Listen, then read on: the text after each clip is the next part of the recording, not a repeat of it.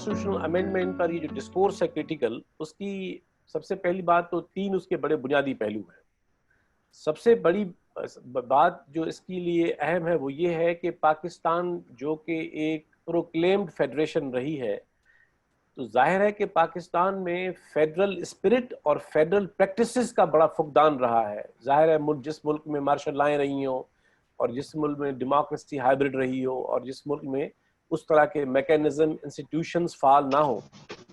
तो पाकिस्तान तो 18वीं तरमीम का जो एक पस मंज़र है वो ये है कि जाहिर है उसकी जो सिग्निफिकेंस अहमियत है वो ये है कि ये शायद पाकिस्तान की तारीख में पहली मर्तबा एक तरह की पैराडाइम शिफ्ट थी जो हमने देखी। हालांकि मैं तो समझता हूँ कि ओरिजिनल जो कॉन्स्टिट्यूशन है 73 का, ये उससे भी बेहतर शक्ल में 18वीं तरमीम ने पाकिस्तान के अंदर कॉन्स्टिट्यूशन को ले आई इधर में। तो एक तो पस मंज़र वो पाकिस्तान की तारीख का है कि एक मुल्क फेडरेशन है, एक मुल्क की बुनियाद फेडरेशन है और उस मुल्क में वफाकी निज़ाम के तकाज़ों को पूरा करने की तारीख बड़ी तारीख है। दूसरा जो आपने जिसे खुद कहा, डॉक्टर आयशा साहिबा ने भी कहा कि 18वीं तरमीम ने 5-6 मोटे मोटे बड़े काम किए हैं। वैसे तो जुज़वियात में उसने बहुत किए, लेकिन वो जो 102 आर्टिकल्स अमेंड हुए, तो उस सारे के अंदर अगर मैं बहुत ब्रीफली कैटेगराइज करूं तो वो 4-5 जो बुनियादी एरियाज हैं वो बड़े सिग्निफिकेंट हैं। मिसाल के तौर पे पाकिस्तान का दस्तूर कहता है कि पाकिस्तान में एक वफाकी पार्लियामानी निज़ाम है, लेकिन हकीकत ये है कि ज़िया-उल-हक के ज़माने में, उसके बाद परवेज़ मुशर्रफ के ज़माने में 8वीं और 17वीं तरमीम ने अमलन पाकिस्तान के वफाकी निज़ाम को ऐसा, उसको मैं सदारती भी नहीं कह सकता, क्योंकि सदारती निज़ाम में भी सदर जो है वो इदारों के सामने जवाबदा होता है। इस तरह की आर्बिट्रेशन की उसमें गुंजाइश बहुत कम होती है। लेकिन पाकिस्तान में जो ज़िया-उल-हक और परवेज़ मुशर्रफ की तरामीम की वजह से जो सूरत हाल बनी वो ये था कि ये कोई क्वाजी प्रेसिडेंशियल और क्वाजी फेडरल भी नहीं था पार्लियामेंट्री। ये एक बिल्कुल डिस्क्रिशनरी पावर्स फर्द वाहिद को सदर पाकिस्तान को दे दी गई, जो डेमोक्रेटिक भी नहीं थी, वफाकी भी नहीं थी। तो 18वीं तरमीम ने कम अज़ कम ये किया कि सदर को एक सेरिमोनियल पोजीशन पे रखा और जो अख्तियारात वहाँ मरकूज कर दिए गए थे गलत तौर पर, उनको फिर दोबारा एक फर्द वाहिद को देने की बजाय उसको पार्लियामेंट को दे दिया गया। तो मैं समझता हूँ ये एक बहुत खुश आइंद बात है। दूसरी तब्दीली बड़ी एक ये थी कि आपको पता है कि पाकिस्तान में बाय कैमरल लेजिस्लेचर का आगाज तो 73 से हुआ, लेकिन सेनेट ऑफ पाकिस्तान जिसका नाम ही अपर हाउस है पार्लियामेंट का,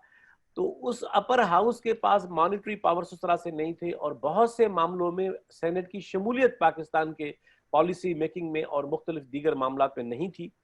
तो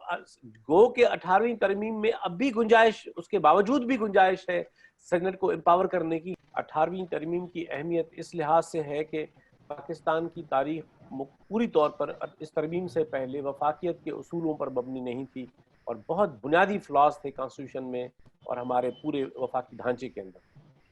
और इस तनाजुर में 18वीं तरमीम में एक बहुत बड़ी तब्दीली थी। दूसरी बात मैंने ये की कि जिस तरह उसने पार्लियामानी निज़ाम को रिस्टोर किया, उसने सेनेट को निस्बतन एम्पावर किया, उसने इस तरमीम ने कॉन्करेंट लिस्ट को एबॉलिश किया, उसमें से सब्जेक्ट 7 निकाल दिए, लेकिन तकरीबन 39 सब्जेक्ट्स जो है वो सूबों को भेज दिए।